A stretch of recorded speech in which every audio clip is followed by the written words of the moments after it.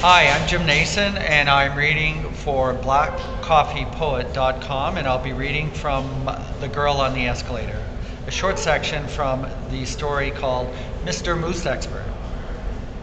So, Mr. Moose Expert, she said, what else do you know about those head-heavy, butt-ugly creatures? We were having lunch at the Irwin Pines Resort on Little Joe Lake in Algonquin Park. We had been canoeing all morning and decided to stop for a feast before heading into the park for 4 days of freeze-dried eggs, tofu pasu, and just add water chili. Jane's question came after I told her that the moose in the photograph behind our table was young, perhaps 2 years old. Well, the one we saw in the marsh yesterday was very old, probably 8 or 9, I said.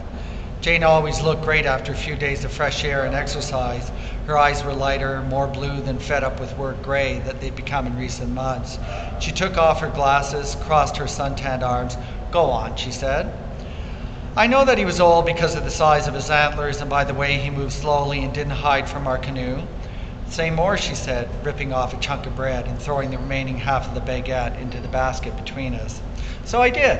I told her everything I knew about moose, how they are the largest members of the deer family and their antlers can spread 6 feet from end to end, how they like to eat tall grass because it hurts their head to eat too close to the ground. Yes, I said, reading her grin.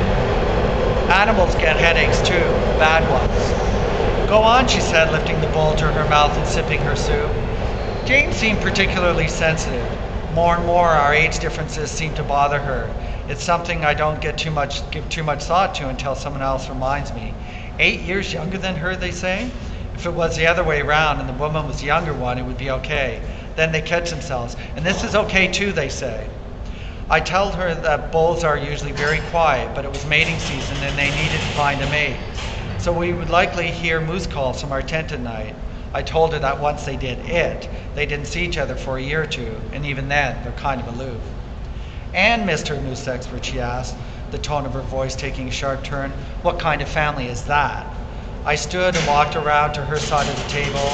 It was our 10th anniversary, and her 40th birthday was less than 2 weeks away. One that works, I answered, kissing her on the lips. Moose are passionate and loving creatures.